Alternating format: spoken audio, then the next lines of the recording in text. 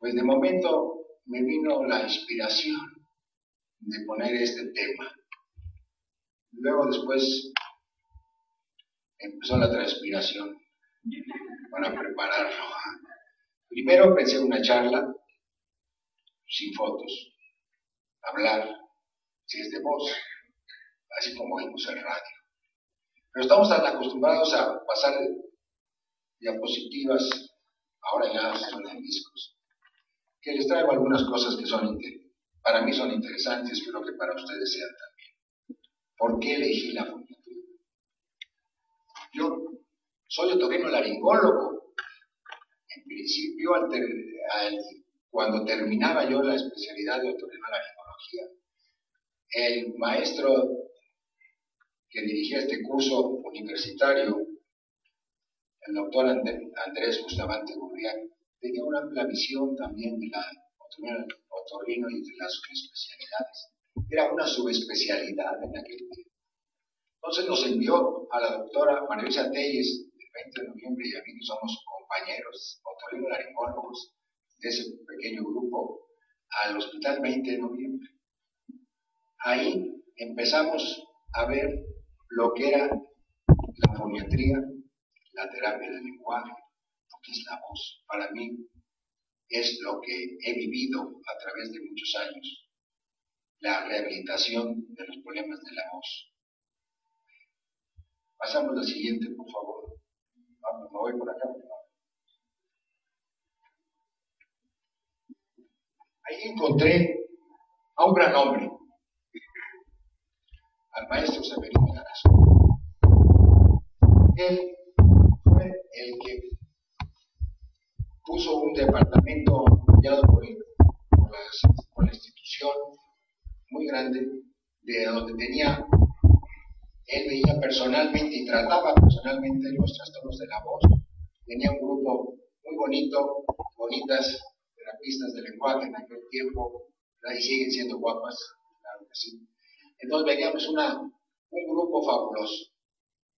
Le entra a uno algo en la medicina de poder ayudar a los seres humanos que tienen una problemática pequeña o grande en cualquier especialidad.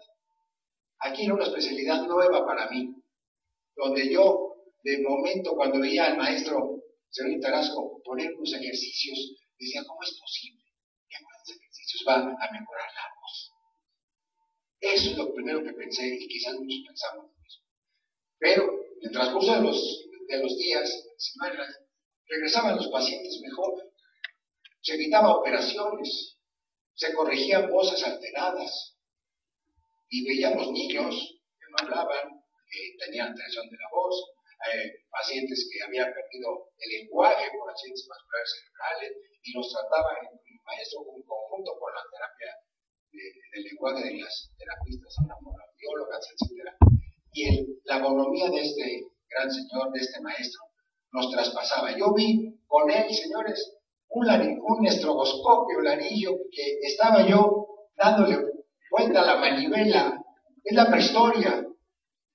El maestro recibía la luz de lo que yo le mandaba a un espejo frontal, y él con un espejito recto, yo le veía a él las cuerdas vocales cómo se vibraban en cámara lenta, yo dándole a la manivela. Me tocó de momento eso, pero me tocó también que le habían ya comprado un estroboscopio, una maravilla para aquel entonces, donde ya la luz se proyectaba directamente al espejo frontal y él podía ver, o yo y él nos proporcionaba la facilidad de hacer los estudios. Y también me tocó ver cómo se pronunciaba la voz, ¿verdad? Se emitía la voz, y en un disco se grababa en tinta el volumen, la intensidad y todo.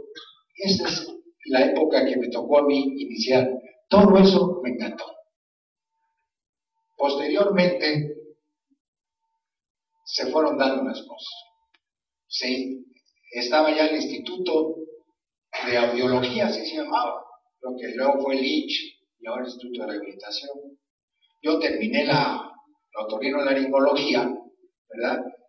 Y se fueron dando las cosas porque me ofrecieron a mí pasar como foniatra por ese año que estuve con el maestro en el 20 de noviembre y en el consultorio, a ser foniatra del Instituto de Audiología.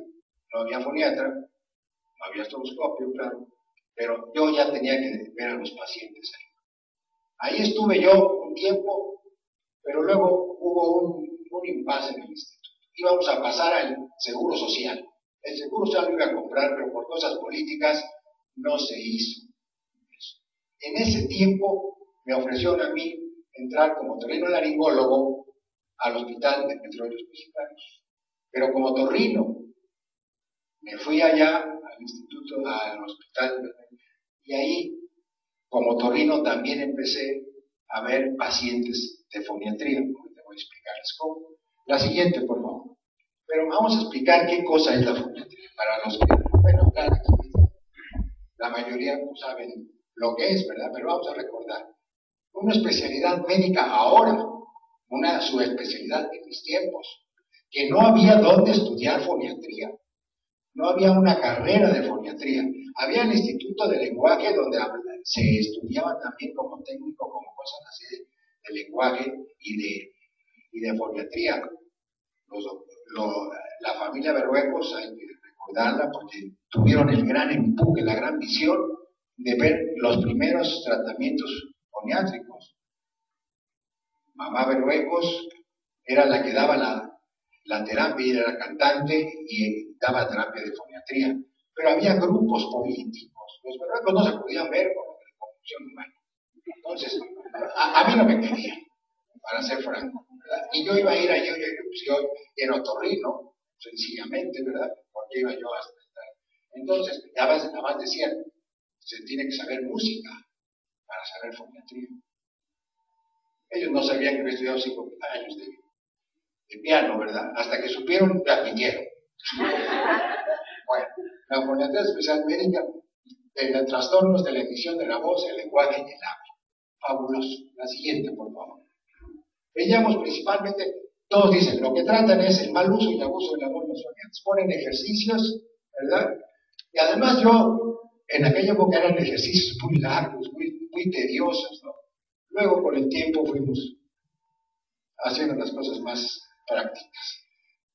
Aquí hay una cosa, no nada más nódulos, pólipos, parálisis vocales, vemos también las disfonías que por su rareza son desconocidas para el otorrinolaringólogo. El otorrinolaringólogo tiene una asignatura pendiente, no sabe la laringología en su totalidad. ¿Por qué? Porque nada más se dirigen a nariz, a oído, ¿verdad? Y la laringe no les gusta mucho, no deja. 10% de los pacientes de la otorrinolaringología tienen problemas. 10%. Bueno, pero hay patologías que le mandan al foniatra porque no saben medir. Y los pacientes llegan, ya me vieron 2, 3 y me han dicho que mis cuerdas vocales están bien, pero yo estoy ronco. Ahí es donde el foniatra, es lo bonito, encontrarle la causa de estas patologías que ya veremos. Y además que por ejercicios foniátricos se curan o mejoran cuando la farmacología o la cirugía ha fracasado. No los curamos, les ayudamos. Éticamente no podemos decir que le vamos a curar una voz, vamos a mejorarla o que pase casi desapercibido su problema. Ahí está el meollo del asunto. La siguiente, por favor. Además, es una especialidad médica porque tiene que ver con la medicina, la anatomía y la fisiología. Ejemplo, le llega un foniatra, a mí me llegó un paciente que era cantante de regadera. Me encanta cantar, el canto es otra cosa. Es la pasión, es el que transmite el ser humano y es el arte en algunas personas. Y me dice, no puedo cantar desde hace un mes. Ya fui con sus colegas, me mandan con usted, porque no me encuentra nada en las cuerdas vocales. No hay lesiones estructurales. Bueno, tiene usted un mes que empezó con ronquera. ¿Qué hace usted antes de meterse a la regadera? Bueno, hace un mes y medio me compré un equipo de pesas y hago pesas. Vamos a la anatomía y fisiología. Tenemos unos músculos prelaríngeos y un músculo que bascula la laringe hacia adelante y da los tonos agudos. Este músculo tiroideo, inervado por el anillo superior, único nervio que inerva ese músculo, está fatigado por el esfuerzo de las que hacen ejercicio en el cuello. Deje de hacer las pesas. A los 15 días se mejora y regresa, sin medicinas, sin operación y con el conocimiento de la causa. Es anatomía y fisiología pura. Luego, la otorrinolaringología. Pues hay 100 padecimientos les voy a pasar una lista, pero les voy a mencionar los casos interesantes que hemos visto. De lo que debe de ver el otorrinolaringólogo. Tiene que ser la voz ahí, y tenemos que ver nada más. Recuerden que la nariz está dentro de la faringe, ¿verdad? Y además está dentro, ¿por dónde hablamos? Por donde comemos. Entonces, si tienen problema de reflujo, van a lesionar sus cuerdas vocales, sobre todo los aritenoides, que son los que mueven las cuerdas vocales. Nos costó mucho trabajo que los gastroenterólogos nos hicieran caso y a que los otorrinos aprendieran a eso, de que el reflujo hay que tomarlo en cuenta, porque es muy frecuente que los pacientes lo tengan y nada más. Claro, no todos tienen disfonía, pero muchos sí lo tienen. Entonces, y neurología, otra área importantísima, el otorrinolaringólogo tiene que aprender que el aspecto neurológico nos da voces que no dan lesiones estructurales en las cuerdas vocales. Pero en nuestro oído, aprendimos a nuestro oído hace años. Veíamos entrar un paciente y ya decía, este no tiene nódulos, este no tiene cáncer, este tiene un problema neurológico por el timbre de voz de ultratumba, algunos. Así como hacemos diagnósticos de enfermedades de la disfonía espasmódica por el modo de hablar, que ya desde que llegan sabemos que tienen, de los problemas de las parálisis de las cuerdas vocales, neurológicos, externos, que podemos ayudarlos mucho. En muchos pacientes neurológicos no les vamos a ayudar en la foniatría, pero vamos a tener el diagnóstico y les vamos a mandar al neurólogo, al neurocirujano. ¿Qué pasa cuando uno ve a un paciente que me llega, le tomo la lengua para meter el endoscopio y la lengua me fascicula, parece que tiene viboritas en la lengua? Ya inmediatamente mi cerebro dice, este es neurológico, veo las cuerdas vocales, no tiene nada. Y le digo, vaya usted con el neurólogo porque tiene un problema neurológico. No le voy a dar el nombre, él se lo dé. Yo ya pienso que puede tener una esclerosis lateral amiotrófica. Posiblemente le pongo que... Claro. Los neurólogos me decían, ¿cómo supiste? Pues pasa que la lengua... Es clínica, señores, se nos ha olvidado la clínica, todos queremos que nos den los estudios ahora con los programas que hay para voz, de Chimmer y que quién sabe qué tantas cosas que son útiles, pero como constancia lo que tienen, no como diagnóstico. Entonces, los endocrinológicos, otra área increíble, fabulosa, que llegan las señoras de 50, 60 años y que les dicen que en el teléfono que son el señor de la casa, y los otorrinos nos mandan porque no ven nada en las cuerdas vocales. Se les olvida preguntar, ¿le dan hormonas? Sí, no, ¿cuándo empezó su longuera? Hace 3, 4 meses. ¿Y cuándo empezó a tomar la medicina? Hace 3, 4 meses. A ver qué medicamento tiene. Pues le encuentra uno que termina en nona, y es testosterona, y de testosterona es hormona masculina, que les ha cambiado la voz. Y si llega uno hasta tiene bueno, yo he tenido éxitos, pero he tenido fracasos también.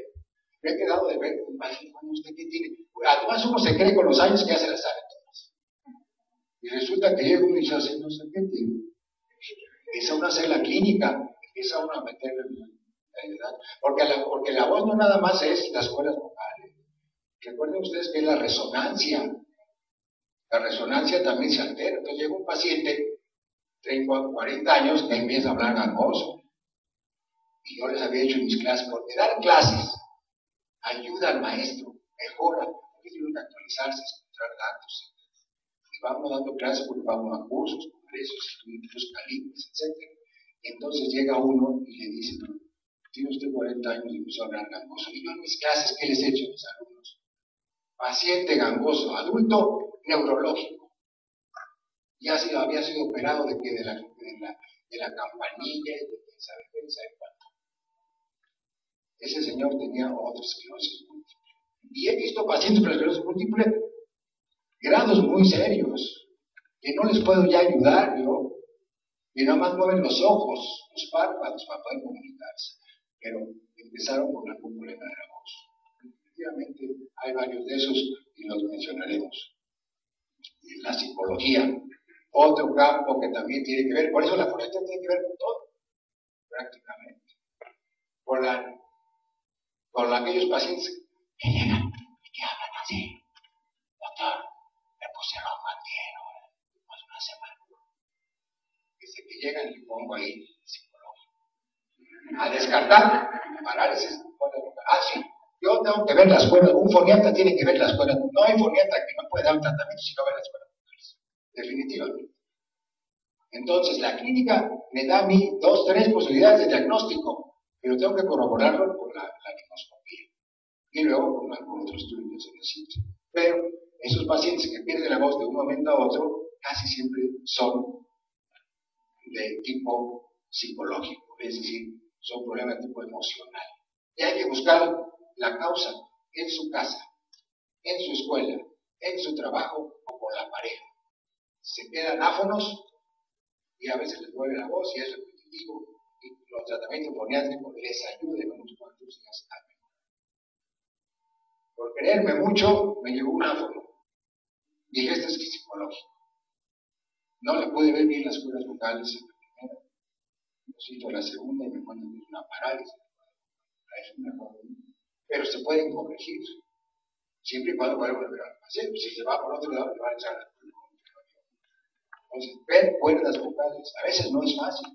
Yo empecé a ver cuerdas vocales con un laringoscopio, después con laringio, y hacíamos los mismos diagnósticos que ahora los pacientes nos dicen, ahora con la televisión, y esto, es muy fácil para ustedes. Lo mismo hacíamos antes con un espejillo laringio.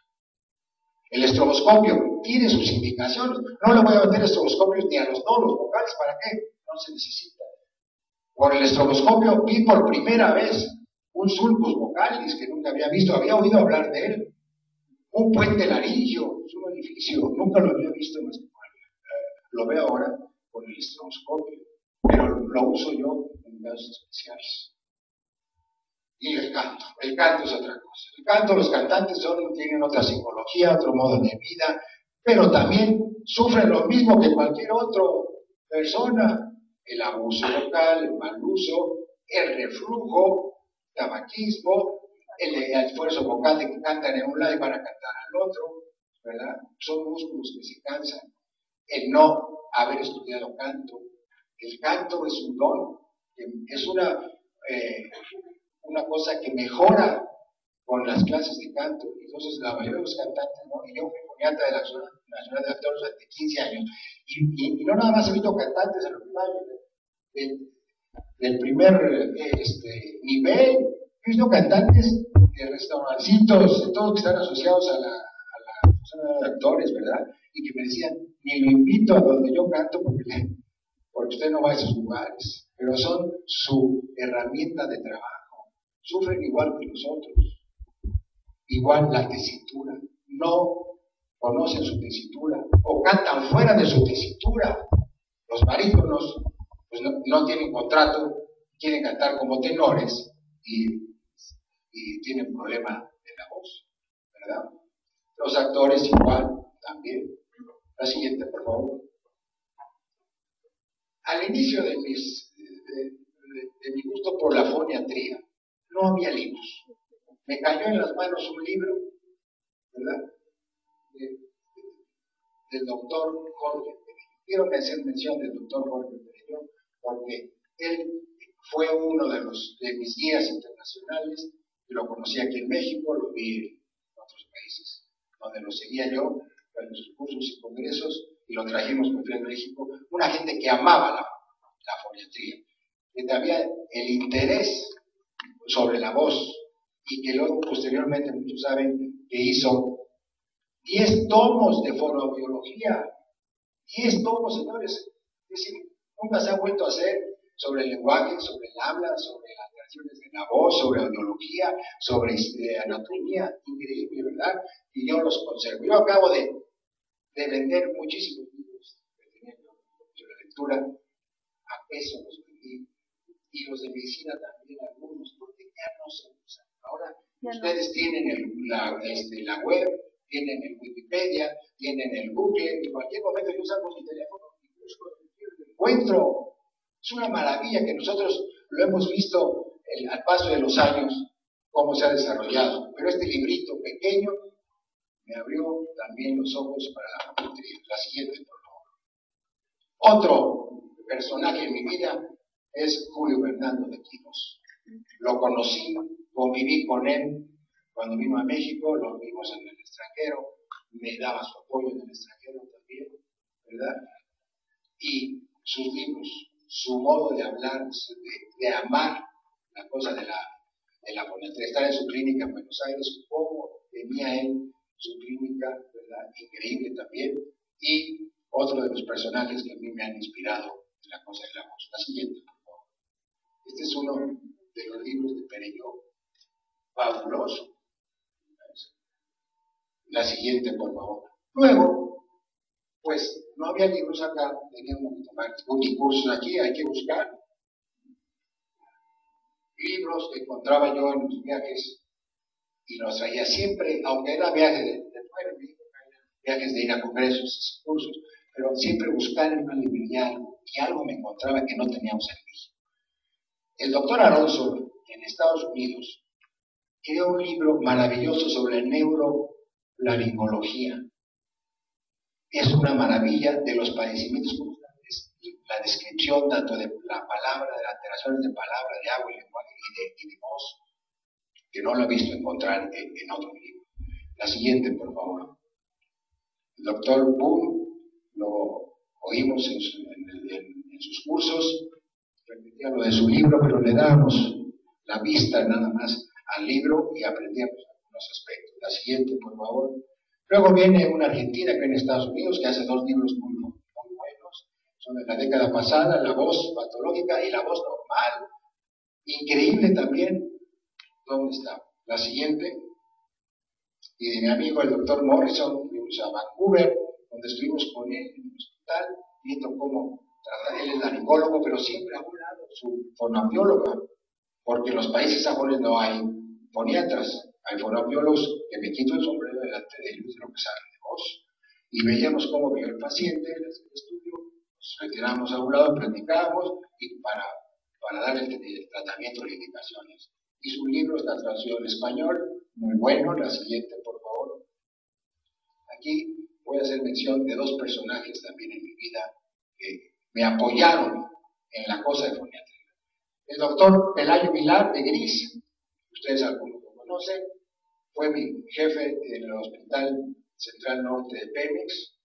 Cuando llegamos nos dividimos la otorrinolaringología. Todos íbamos a hacer lo mismo, operamos amígdalas, nariz, etc. Pero cada quien iba a hacer lo que le gustaba. 2 días a la semana yo veía foniatría y laringología. Me dijo, ¿te gusta la laringe? Tú haces laringología y foniatría. Yo a mí me gusta la otología, yo hago cirugía de oído.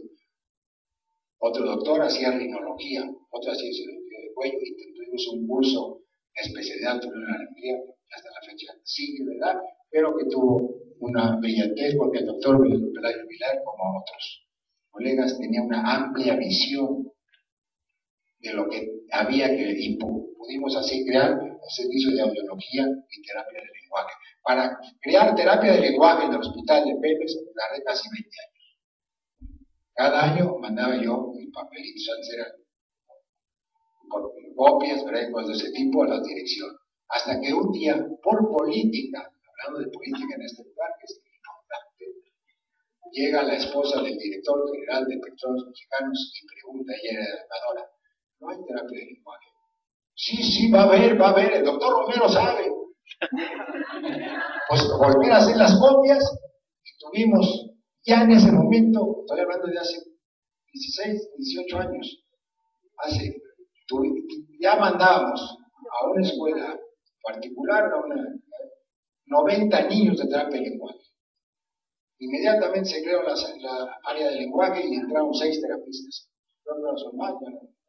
Pero gracias a eso se fundó. Yo ya veía foniatría y yo hacía microcirugía de oído y metil, el láser en el hospital, pero me gustaba más rehabilitar a alguien y evitar una operación, y por eso seguí la foniatría, tanto en lo privado también. Se fue dando las cosas, me fueron enviando pacientes, mis colegas, otorrinos, y me hicieron foniatra. Para los otorrinos, muchos soy foniatra. Para muchos foniatras, soy otorrino. El doctor que está al fondo lo alcanzan a ver, el doctor Masado Gómez, muchos conocemos él, un agente que también de amplia visión, me jubilo de menos de 20 años, hace 15 años del hospital de Pemex, y me invita y me pone un consultorio y me pone a sus ojos. Haz lo que tú quieras. Vente conmigo y estás ahí. Hace 15 años estoy junto con él. Él le encanta la voz, él hace cursos de fonología, platicamos, vemos los pacientes juntos, estamos actualizados, tienen médicos, ¿sí? Nos llegan pacientes del extranjero, hablamos sobre toda la laringe, fabuloso. A mí me da mucha satisfacción y le agradezco a estos dos amigos el apoyo que le han dado a la foniatría. Porque hay médicos que ni quieren oír hablar, quieren nada más operar pacientes y nada más. Y que los dejan, si quedan con alguna secuela, es otra cosa. Y me llegan a mí, ¿por qué no me dijeron que había foniatría? ¿Estoy operado? ¿No estoy operado? Me dijeron que tengo una parálisis, tengo 10 años y nadie me dijo que había foniatría. La siguiente, por favor. Aquí es cuando los presidente de un congreso de otorrinolaringología no me hicieron presidente de la sociedad porque era yo foniatra. Ya venía la sociedad de otorrinolaringología, ya fui presidente. La siguiente, por favor. No se ve, pero la cosa es así. Hace años, el doctor Vilar, Pemex, teníamos dado un curso para médicos generales y no lo alcanzan a ver, es un librito a colores, donde ya escribía yo sobre foniatría y sobre la laringología. Nacimientos, y lo dividía así, y ahora me tengo que analizar fallas, que ahora ya pequeñas, pero aquí está lo de divididos padecimientos de voz de origen extralaringio y de origen intralaringio. Dentro de los padecimientos intralaringios están los endocrinologicos, los neurológicos que ya mencionamos, ¿verdad? Y etcétera. Ahí habíamos puesto en los psicológicos disfonía espástica. Fíjense en este caso. Pues ahora ya es neurológico, es una distonía, en fin, ¿verdad? Y que los foniatras no podíamos hacer nada. Llegó el conocimiento de la sección del recurrente de una cuerda vocal del doctor Dido en Estados Unidos. Él vio que un paciente con disfonía espasmódica, que es catastrófica para el paciente, se le paralizó una cuerda y entonces la mente de genio dijo, le voy a paralizar yo al próximo paciente. Me cortó el recurrente y mejoraban las disfonías. Lo hice en México con 5 pacientes operados hace muchos años. Ya no se volvió a hacer porque vino el Botox. Ustedes saben que se usa el Botox. Pero la única paciente que a mí me habla el día de mi cumpleaños, el día del médico, fue operada hace 20 años con sección de recurrente, se le recuperó la parálisis, se le quitó la disfonía para sentir necesidad de Botox. Ahora ya no se hace. Ahora está el Botox, que es una cosa de tipo de interés comercial. Pero ya no se hace. Los pruebas neurológicos que ya mencionamos, como me llega un niño con diagnóstico de nódulos vocales. Yo tengo que ver las cuerdas vocales. Cuesta trabajo de niños. Pudimos ver cuerdas vocales y ¿qué me encuentro? Una parálisis de cuerda vocal. En un niño de 8 años no es frecuente. Hay un protocolo otorrinolaringológico que para una parálisis hay que hacer estudio radiológico de tórax, de cuello, hasta base de cráneo. La primera es tórax. Al niño tenía un crecimiento, una hipertrofia de corazón que había presionado el nervio recurrente izquierdo, porque ahí pasa por el callado de la aorta. Hay que saber fisiología, el padecimiento. Lo mandamos a operar, se operó, la parálisis persistió, pero con ejercicios mejoró este niño, ¿verdad? Los endocrinológicos también. La primera vez que yo vi un problema de miastenia gravis, ¿cómo creen que fue? Lo había yo leído, porque leo en los libros para saber. Lo que el cerebro, lo que los ojos no ven es porque se ve. Gracias, lo que el cerebro no sabe. Los ojos no ven lo que el cerebro no sabe. Lo que los ojos no ven. Lo que el cerebro no sabe.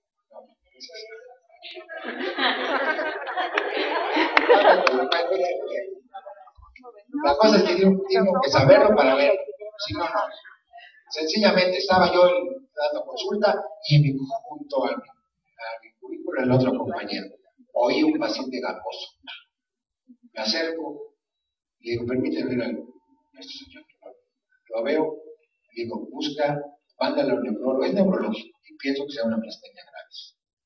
Empezaba bien y se ponía gangoso. Igual, nos habla el neurólogo y nos dice, ¿cómo supiste? Por la forma de emitir la voz, iba cansándose. Una miastenia, y he visto casos de miastenia en jóvenes, ¿verdad? He visto casos raros, fibromialgias, cosas de ese tipo. Pero ya hay que haber aprendido para si alguna vez veo a un paciente, ya saben lo que tiene, pero no es fácil, ¿no? Bueno, la siguiente, por favor, nada más para terminar.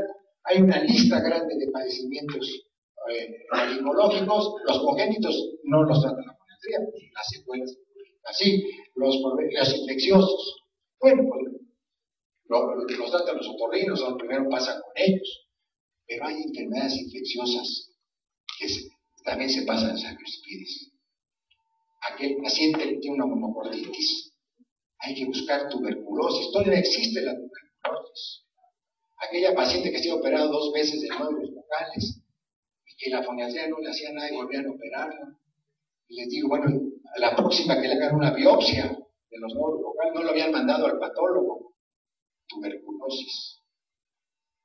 La paciente que vivía era económicamente rica, iba yo a pensar que tenía tuberculosis cuando veía una monocorditis y le dije a la paciente, ¿tiene usted antecedentes de haber estado en contacto con enfermedades respiratorias para no tenerla con la tuberculosis? Y me dijo, ¿está usted hablando de tuberculosis? Yo tuve una tuberculosis hace tiempo de piel, pues ahora la tengo en las tuberculosis. Alérgicos también, reacciones alérgicas. Una paciente que pasó por mi consultorio porque era cantante de ópera francesa, estaba en México y al regresar estaba ronca.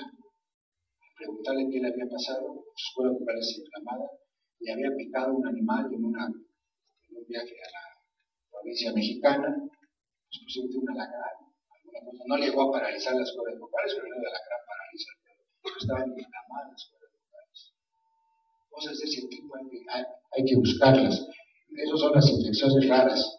Luego los traumáticos, los traumatismos, golpes de karate, el automóvil y todo dejan secuelas en las cuerdas vocales. El podiatra puede ayudar sencillamente. Los problemas tumorales, las secuelas postquirúrgicas, ahí entra la podiatría, ¿verdad?